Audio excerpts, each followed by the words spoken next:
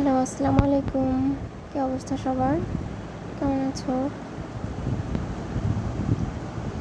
আচ্ছা, আমরা গত ক্লাসে blood circulation process in the human body through the heart এই টপিক পর্যন্ত পড়েছিলাম।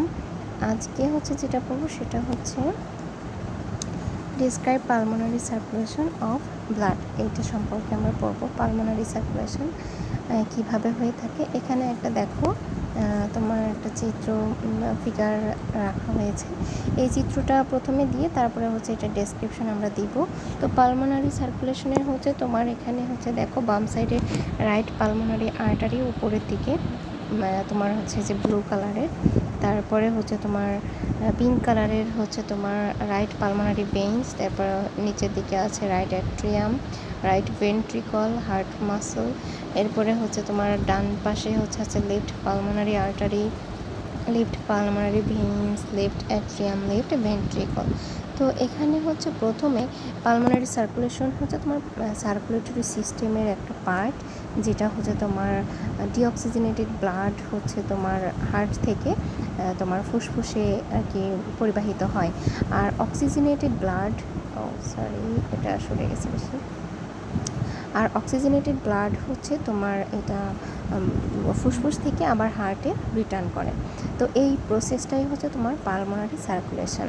তো এখানে প্রথম যে স্টেপটা আছে সেই স্টেপটা start at the right ventricle. এই পালমোনারি সার্কুলেশনটা তোমার স্টার্ট হয় রাইট ভেন্ট্রিকল থেকে। এই যে এখানে যে রাইট ভেন্ট্রিকল, এই জায়গা থেকে তোমার প্রথম সার্কুলেশনটা স্টার্ট হয়। Pulmonary circulation begins when the right ventricle of the heart contacts and pump deoxygenated blood into the pulmonary artery. তারপরে পালমোনারি আর্টারিস। এখান থেকে পরে পালমোনারি আর্টারিসে চলে যায়। এই যে পালমোনারি আর্টারিস, তারপরে তোমার এখানে দ্য পালমোনারি আর্টারিস। তো এরপরে তোমার pulmonary arteries. The pulmonary artery divides into two branches. Right pulmonary artery, সেটা তোমার রাইট লাংয়ের সাথে কানেক্টেড, আর লেফট পালমোনারি আর্টারি, এটা লেফট লাংয়ের সাথে কানেক্টেড। তো তারপরে এরপরে এখান থেকে আর্টারি থেকে তোমার চলে যাচ্ছে ফুসফুসে। ফুসফুসে গিয়ে কী blood flows through a network of capillary surroundings alveoli. এটা একদম পুরো বডিতে সারাউন্ডিং হয়ে থাকে, পরে এটার সাথে পুরো কানেক্টেড। তো এখানে পুরো ফুসফুস থেকে ব্লাড একদম ছড়িয়ে যায়। আবার এখানে কিন্তু একই সাথে গ্যাস এক্সচেঞ্জ হয়ে যায়। কার্বন ডাইঅক্সাইড গ্যাস তোমার diffuses out of the blood and into the alveoli to be exhaled. Oxygen diffuses into the blood. তারপর পালমোনারি ভেইনস। এরপরেও তোমার পালমোনারি ভেইন নেক্সট স্টেপে চলে আসবে। তারপরে now oxygenated blood is collected by pulmonary veins. এখন তোমার পালমোনারি ভেইনের মাধ্যমে অক্সিজেন সমৃদ্ধ রক্ত তোমার চলে আসে। তারপরে তোমার এরপরে return to the left atrium. এরপরে আবার বাম অ্যাট্রিয়ামে তোমার ব্যাক করে।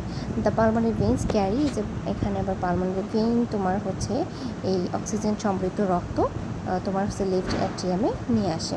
এইভাবে পুরো টোটাল প্রসেসটা একদম চলতে থাকে। প্রথম রাইট ভেন্ট্রিকল থেকে স্টার্ট হয় আর লেফট অ্যাট্রিয়ামে গিয়ে এটা শেষ হয়। এটা তোমার যখন তোমার পালমোনারি সার্কুলেশনটা আসবে তখন তুমি এই চিত্রটা দিবা এবং এই স্টেপগুলো এভাবে লিখে দিবা, তাহলে খুব সুন্দরভাবে প্রেজেন্ট হবে। আর এরপরে আরেকটা প্রশ্ন আসছে, systemic circulation of blood. Systemic সার্কুলেশনের ক্ষেত্রে এখানে আমরা একটা চিত্র দেখতে পাচ্ছি, যে হেড অ্যান্ড আপার এক্সট্রিমিটিস, তারপর অ্যাওয়ার্টা, নিচের দিকে অ্যাবডোমেন অ্যান্ড লোয়ার এক্সট্রিমিটিস। তো এখানে আমরা প্রথমেই দেখি সিস্টেমিক সার্কুলেশনটা কি। Systemic circulation is also a part of the circulatory system that carries. এটা ঠিক পালমোনারি সিস্টেমের opposite. Oxygenated blood from the heart all the tissues of the body and returns deoxygenated blood back to the heart. It is longer, more extensive part of blood circulation. ঠিক আছে। তো এখানে প্রথম যে স্টেপটা সেটা লেফট অ্যাট দ্য তোমার start at the left ventricle. এটা লেফট ভেন্ট্রিকলে স্টার্ট হয়। Systemic circulation begins when the left ventricle contracts and pump oxygenated blood into the aorta. এটা লার্জেস্ট আর্টারি যেটা।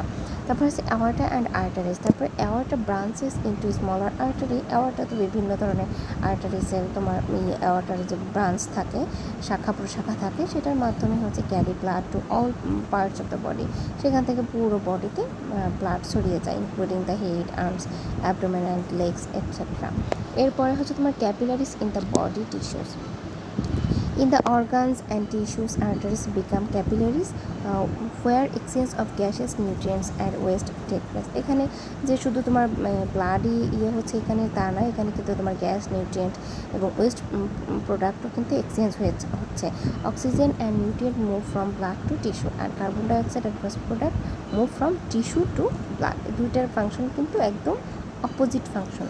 তারপর হচ্ছে vein and vena cava. After exchange করা হয়ে গেলে তারপর ডিঅক্সিজেনেটেড ব্লাড হচ্ছে আবার ভেইনের মাধ্যমে কালেক্টেড হবে।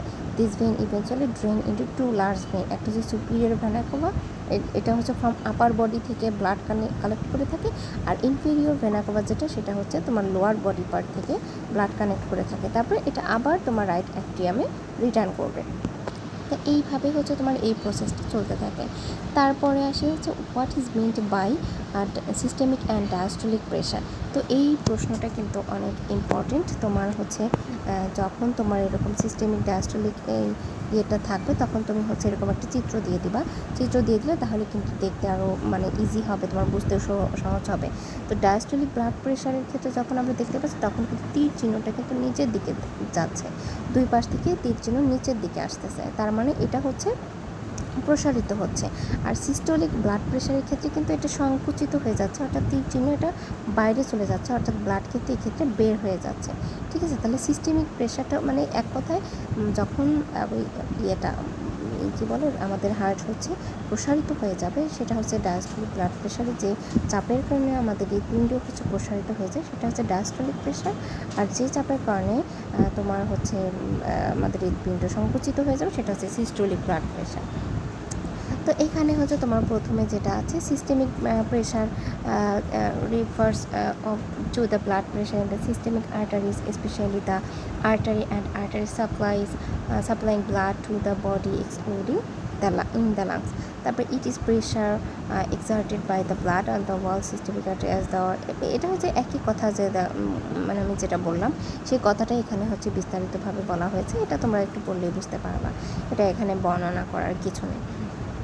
এখন আরেকটা বিষয় হচ্ছে তোমার describe the factor affecting on the maintenance of blood pressure in the human body. এখন দেখো আমরা যদি ইন জেনারেল যদি চিন্তা করি যে ব্লাড প্রেশার আসলে কোন কোন ফ্যাক্টরের উপরে ডিপেন্ড করে, দেখো এটা বিভিন্নভাবে আমরা এটাকে হচ্ছে তোমার ডিসক্রাইব করতে পারি। ইন জেনারেল যদি আমরা চিন্তা করি তাহলে হচ্ছে এই ক্ষেত্রে দেখা যাচ্ছে যে একজন মানুষের হাই ব্লাড প্রেশার কখন হয়, একজন মানুষের যখন বয়স বৃদ্ধি পেতে থাকে বা তার ওবেসিটি বৃদ্ধি মানে ওবেসিটি হয়, ওভারওয়েটের থেকে আস্তে আস্তে এই স্টেজগুলো যখন সে বেশি মানে উপরের দিকে উঠতে থাকে তখন কিন্তু এটা ঝুঁকি বাড়তে থাকে। তারপর আবার যখন মানে এক্সারসাইজ করা হয় তখনও কিন্তু ব্লাড প্রেশার বৃদ্ধি পায়। আবার যখন মানুষ অসুস্থ থাকে তখনও কিন্তু হাইপারটেনশন বা ব্লাড প্রেশার হাই হতে পারে। আবার মেডিকেশনের সময় কিন্তু করতে পারে, কর্টিকোস্টেরয়েডস এই মেডিকেশন যদি ব্যবহার করা হয় ইউজ করা হয় তখনও কিন্তু হয়ে থাকে। আবার একইভাবে কোন কোন ক্ষেত্রে তোমার ব্লাড প্রেশার লোয়ার হতে পারে অর্থাৎ হাইপোটেনশন হতে পারে, সেক্ষেত্রে ধরো কারো ব্লিডিং হচ্ছে সেক্ষেত্রে কিন্তু লোয়ার ব্লাড প্রেশার হতে পারে।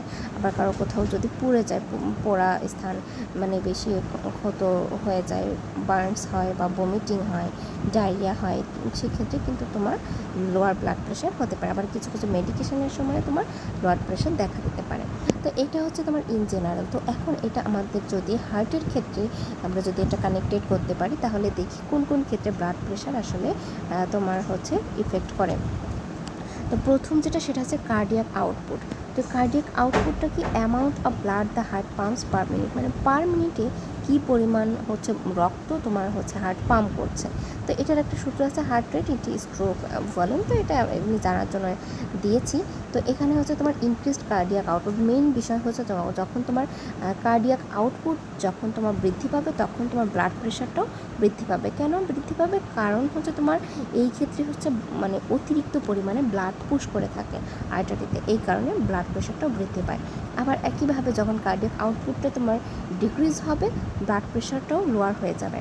এরপর আসো পেরিফেরাল রেজিস্ট্যান্স। পেরিফেরাল রেজিস্ট্যান্স হচ্ছে resistance to blood flow in the small arteries and আর্টেরিয়ালস।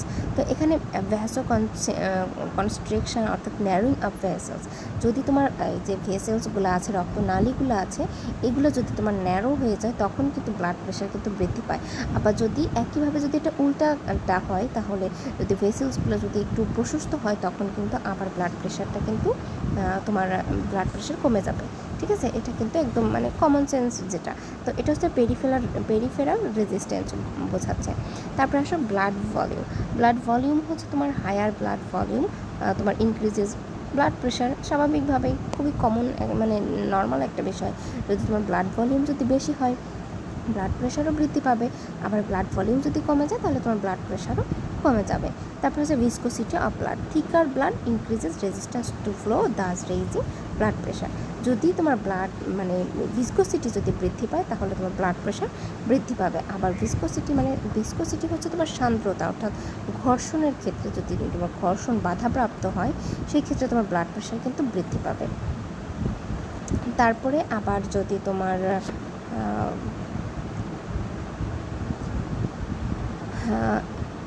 এরপরে যদি তোমার হচ্ছে ভিসকোসিটি যদি আবার কমতে থাকে তখন কিন্তু আবার ব্লাড প্রেশারও কমতে থাকবে। তারপর also elasticity of arteries, healthy elastic arteries can expand and accommodate blood during systole, maintain steady pressure. এখানে loss of elasticity causes higher systolic pressure and overall. এরপর নিউরাল ফ্যাক্টরসের মধ্যে আছে, এখানে কিছু বিষয় একটু এক্সট্রা দিয়েছি, এটা জানার জন্য রেখেছি। অটোনমিক নার্ভাস সিস্টেম, তো তোমার এটা পরীক্ষার জন্য অতটা ইম্পর্টেন্ট না, তোমার এই বিষয়গুলো বেশি গুরুত্বপূর্ণ।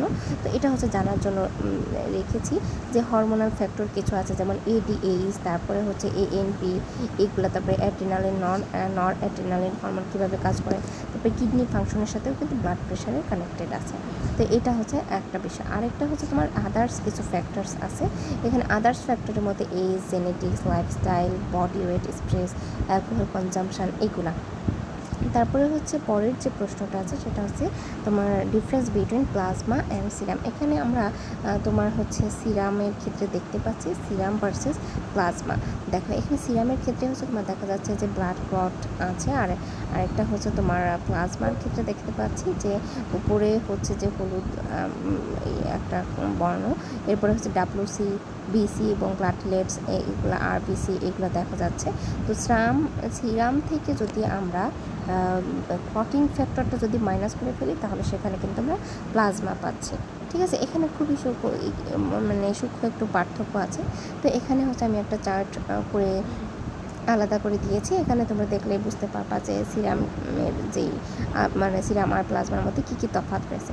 সিরাম হচ্ছে তোমার এটা হচ্ছে amber colour protein rich liquid, আর এটা হচ্ছে স্ট্র কালার, এটা তোমার হচ্ছে তারপরে হচ্ছে blood in which blood cells are suspended. তারপরে হচ্ছে তোমার এটা a part of the blood which does not contain blood cells and clotting factor, যে তোমার সিরামে হচ্ছে কোনো ক্লটিং ফ্যাক্টর এবং ব্লাড সেল থাকবে না, এটাতে ক্লটিং ফ্যাক্টর থাকবে। এটা আমরা চিত্রের মাধ্যমে দেখতে পেয়েছি। তারপর acquired from the spinning after clotting আর acquired from the spinning before clotting. তারপরে হচ্ছে এটা difficult to separate and time consuming, এটা সেপারেশন খুবই সহজ। এটা হচ্ছে তোমার লেস ভলিউম, এটা হচ্ছে তোমার প্রায় 55%